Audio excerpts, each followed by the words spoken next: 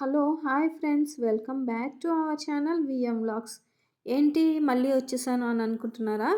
ఈరోజు నేను మిరపకాయ బజ్జీ చేయబోతున్నాను. మిరపకాయ బజ్జీ అంటే ఎవరికి ఇష్టం ఉండదు చెప్పండి? అలాగే నాకు కూడా ఇష్టమే. ఇప్పుడు నేను మిరపకాయ బజ్జీ తినాలనిపించింది. ఇక్కడ మాకు మిరపకాయ బజ్జీ అంటే మన ఆంధ్ర స్టైల్‌లో ఉన్నట్టు ఉండదు.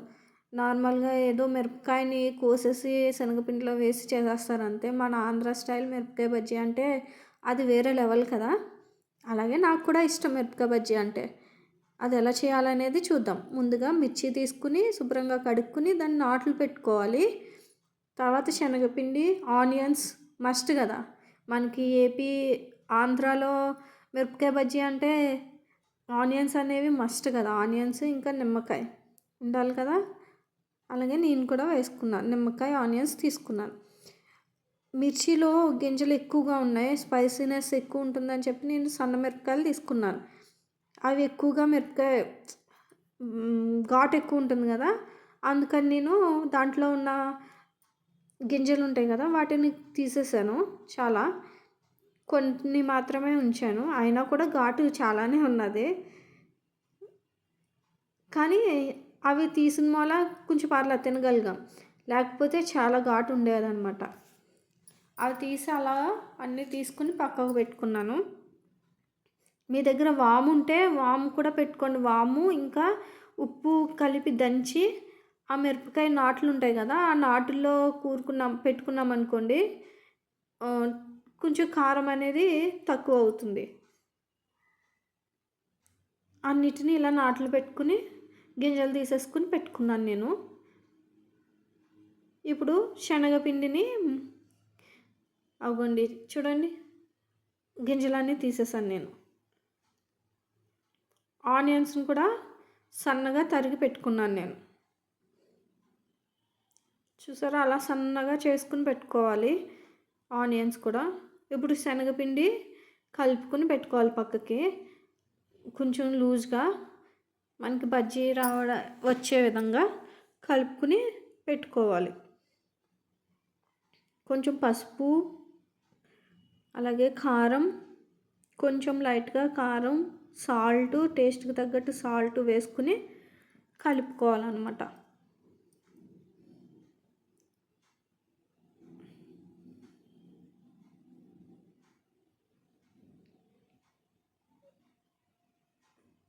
టేస్ట్‌కి తగ్గట్టు కారం కూడా వేసుకోవాలి.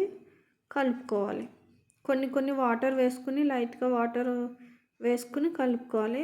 నేను అక్కడ వంట సోడా ఉంటుంది కదా! వంట సోడా కూడా వేశాను. వంట సోడా వేస్తే ఏంటంటే బజ్జీ అనేది పొంగుతుంది.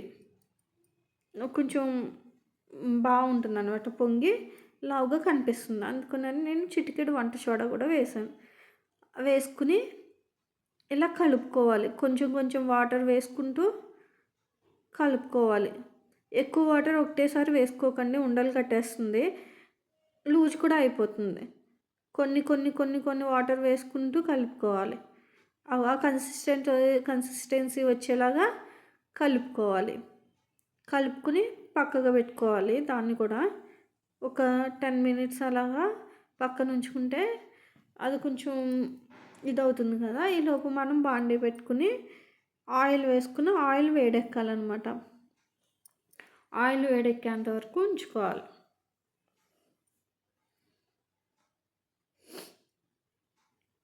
ఆయిల్ అనేది బాగా వేడెక్కిన తర్వాత మనం బజ్జీ అనేది దాంట్లో వేయాలి. లేదంటే ఆయిల్ లాగేస్తుందన్నమాట ఎక్కువగా.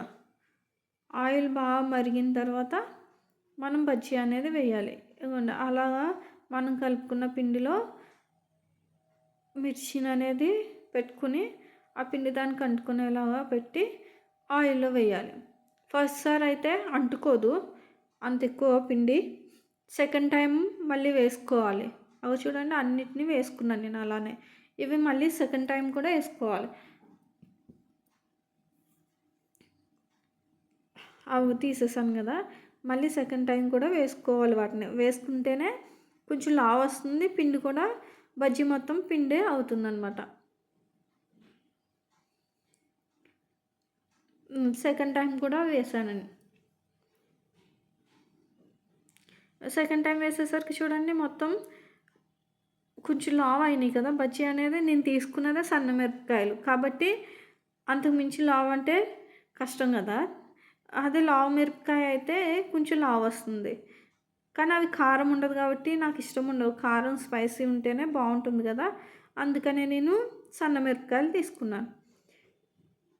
మనం ఇందాక కట్ చేసి పెట్టుకున్నాం కదా ఆనియన్స్ని, అవి స్టఫింగ్ చేసుకోవాలన్నమాట. దాంట్లోకి స్టఫింగ్ కోసం కొంచెం సాల్ట్ ఇంకా కొంచెం కారం వేసుకుని కలుపుకోవాలి. అలాగే దాంట్లోకి నిమ్మకాయ కూడా పిండుకోవాలి. ఆనియన్స్లోనే నిమ్మకాయ కూడా పిండుకుని మొత్తం కలుపుకుని స్టఫ్ చేసుకోవాలన్నమాట.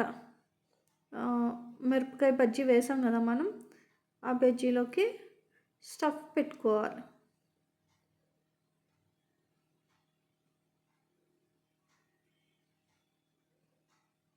బాగుంటుంది అలా నాటు పెట్టుకోవాలండి. బజ్జీ మధ్యలోని పెట్టుకుని అలా మనం దాని పొట్టలోకి ఆనియన్స్ అనేవి వేయాలి. ఇంకా పైన కొత్తిమీర ఉంటే కొత్తిమీర, ఇంకా వేరుశనగుళ్ళు ఉంటాయి కదా, అవి కూడా వేయించి పెట్టుకోవచ్చు. అలా పెట్టుకుంటే కూడా చాలా బాగుంటుంది. నేను ఇంకా అవేం పెట్టలేదు, నా దగ్గర కొత్తిమీర లేదు కాబట్టి కొత్తిమీర